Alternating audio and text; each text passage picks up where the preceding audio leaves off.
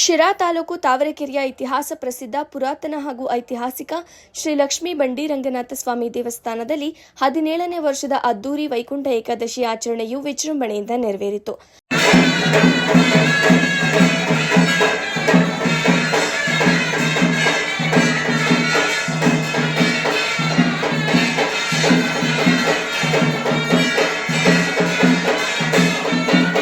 ಮುಂಜಾನೆ 4 ಗಂಟೆಯಿಂದ ಅಭಿಷೇಕ, ವಿಶೇಷ ಪೂಜೆ ಹಾಗೂ ದ್ವಾರ ದರ್ಶನ, ಬೆಳಗ್ಗೆ 6ರಿಂದ ರಾತ್ರಿಯವರೆಗೂ ದರ್ಶನ ನಡೆಯಿತು.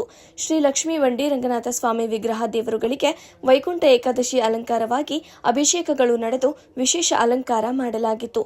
ನೂರಾರು ಸಂಖ್ಯೆಯಲ್ಲಿ ಭಕ್ತರು ದೇವರ ದರ್ಶನಕ್ಕೆ ಸಾಲುಗಟ್ಟಿ ನಿಂತು ದರ್ಶನ ಪಡೆದರು.